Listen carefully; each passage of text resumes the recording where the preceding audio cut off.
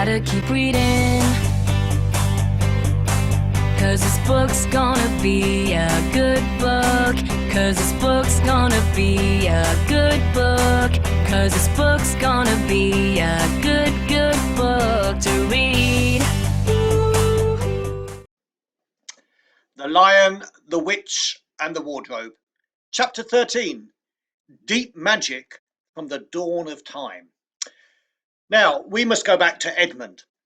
When he had been made to walk far further than he had ever known that anybody could walk, the witch at last halted in a dark valley, all overshadowed with fir trees and yew trees. Edmund simply sank down and lay on his face, doing nothing at all, and not even caring what was going to happen next, provided they would just let him lie still. He was too tired even to notice how hungry and thirsty he was. The witch and the dwarf were talking close beside him in low tones. "No," said the dwarf, "it is no use now, O Queen. They must have reached the stone table by now." "Perhaps the wolf will smell us out and bring us news," said the witch. "It cannot be good news if he does," said the wolf. "4 thrones in Cair Paravel," said the witch. "How if only 3 were filled? That would not fulfil the prophecy." "What difference would that make now that he is here?" said the dwarf. He did not dare, even now, to mention the name of Aslan to his mistress. "He may not stay long, and then we would fall upon the 3 at Cair." "Yes, it might be better," said the dwarf, "to keep him. Keep this one," he said, kicking Edmund, "for bargaining with." "Yes, and have him saved," said the witch scornfully. "Then," said the dwarf, "we had better do what we have to do at once." "I would like to have done it on the stone table itself," said the witch. "That is the proper place. That is where it has always been done before." "It will be a long time now before the stone table can again be put to its proper use," said the dwarf. "True," said the witch, and then, "Well, I will begin." At that moment, with a rush and a snarl, a wolf came rushing up to them. "I have seen them. They are all at the same table with him. They have killed my Captain Morgrim. I was hidden in the thickets and saw it all. One of the sons of Adam killed him. Fly, fly." "No," said the witch. "There need be no flying. Go quickly. Summon all our people to meet me here as speedily as they can. Call out the giants and the werewolves and the spirits of those trees who are on our side.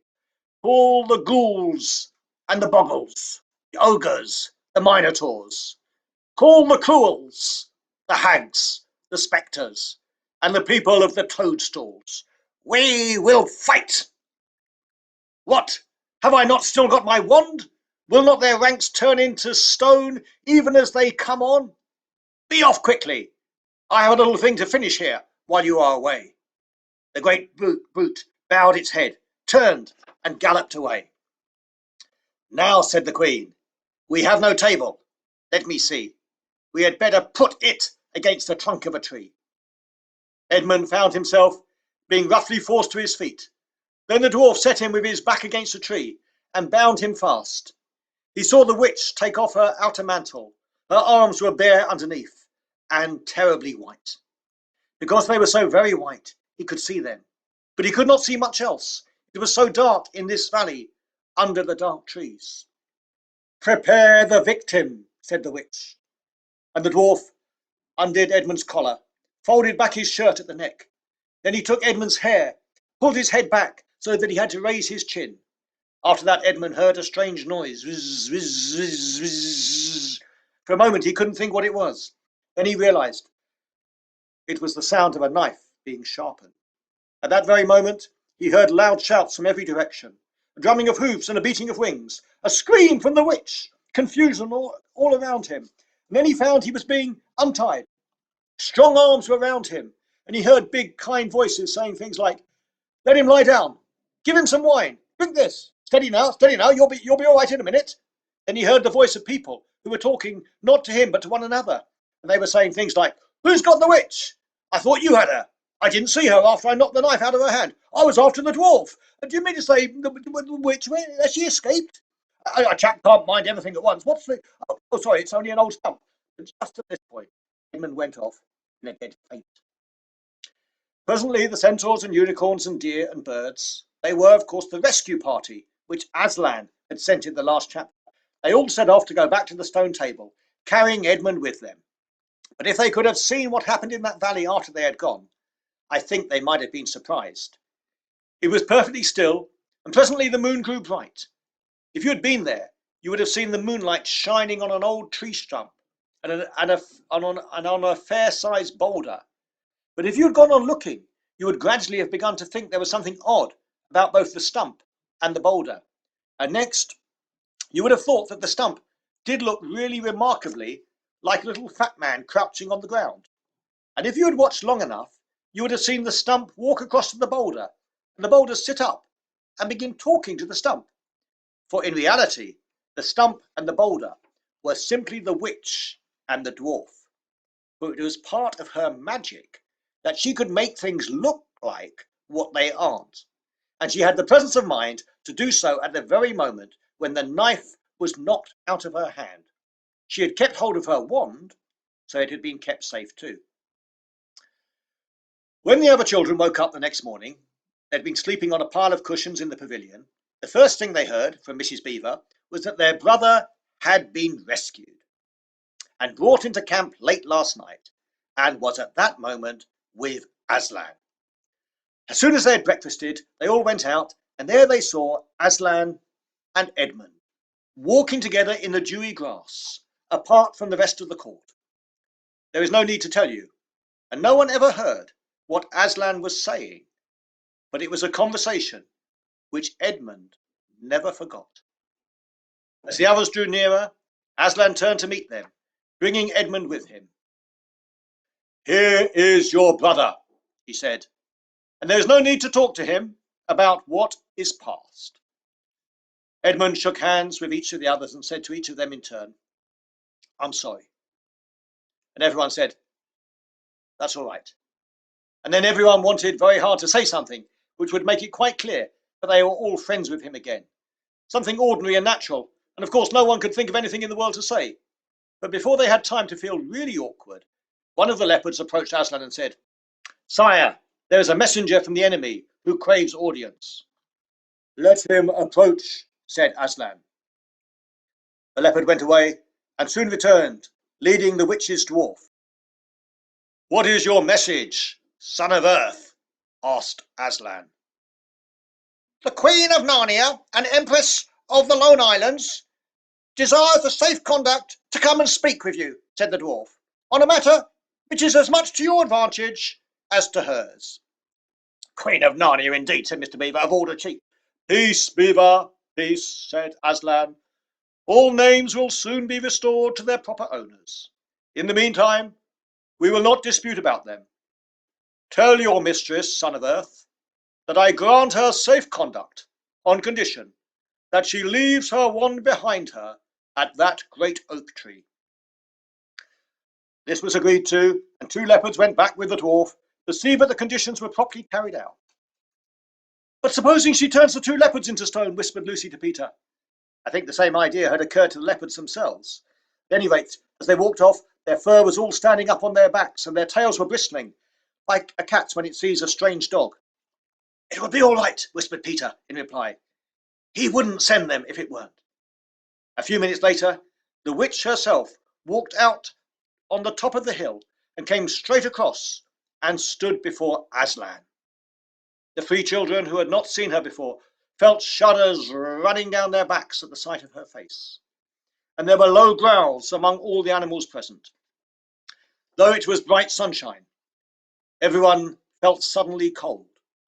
The only two people present who seemed to be quite at their ease were Aslan and the witch herself. It was the oddest thing to see those two faces, the golden face and the dead white face, so close together. Not that the witch looked Aslan exactly in his eyes. Mrs. Beaver particularly noticed this. "You have a traitor here, Aslan," said the witch. Of course, everyone present knew that she meant Edmund. But Edmund had got past thinking about himself after all he'd been through, and after the talk he'd had that morning. He just went on looking at Aslan. It didn't seem to matter what the witch said. Well, said Aslan, his offence was not quite against you. Have you forgotten the deep magic? Asked the Queen. Let us say I have forgotten it, answered Aslan gravely. Tell us of this deep magic. Tell you, said the witch, her voice growing suddenly shriller, tell you what is written on that very table of stone which stands beside us. Tell you what is written in letters deep as a spear is long on the far stones of the secret hill. Tell you what is engraved on the sceptre of the Emperor oversea. You at least know the magic which the Emperor put into Narnia at the very beginning. You know that every traitor belongs to me as my lawful prey, and that for every treachery I have a right to a kill. Oh, said Mr. Beaver, so that's how you came to imagine yourself a queen, because you were the Emperor's hangman, I see. Peace, Beaver, said Aslan with a low growl. And so, continued the witch, that human creature is mine. His life is forfeit to me. His blood is my property. Come and take it then, said the bull with the man's head in a great bellowing voice. Fool, said the witch with a savage smile that was almost a snarl. Do you really think your master can rob me of my rights by mere force? He knows the deep magic better than that. He knows that unless I have blood, as the law says, all Narnia will be overturned and perish in fire and water. It is very true, said Aslan. I do not deny it. Oh, Aslan, whispered Susan in the lion's ear. Can't we? I mean, you won't. Can't we do something about the deep magic? Isn't there something you can work against it? Work against the Emperor's magic, said Aslan, turning to her with something like a frown on his face. And nobody ever made that suggestion to him again. Edmund was on the other side of Aslan, looking all the time at Aslan's face. He felt a choking feeling and wondered if he ought to say something. But a moment later he felt he was not expected to do anything except to wait and do what he was told. Fall back, all of you, said Aslan, and I will talk to the witch alone. They all obeyed. It was a terrible time, this, waiting and wondering, while the lion and the witch talked earnestly together in low voices. Lucy said, Oh, Edmund, and she began to cry. Peter stood with his back to the others, looking out at the distant sea. The beavers stood holding each other's paws, with their heads bowed. The centaurs stamped uneasily with their hoofs, but everyone became perfectly still in the end, so that you noticed even small sounds, like a bumblebee flying past, or the birds in the forest down below them, or the wind rustling the leaves. And still the talk between Aslan and the White Witch went on. At last they heard Aslan's voice. You can all come back. I have settled the matter. She has renounced the claim on your brother's blood.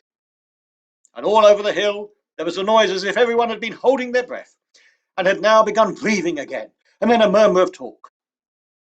The witch was just turning away, with a look of fierce joy on her face, when she stopped and said, But how do I know the promise will be kept? Oh! Roared Aslan, half rising from his throne. His great mouth opened wider and wider. The roar grew louder and louder. The witch, after staring for a moment with her lips wide apart, up her skirts, and fairly ran for her life.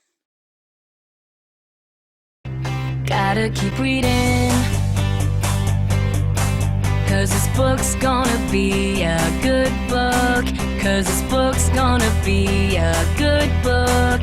'Cause this book's gonna be a good book to read.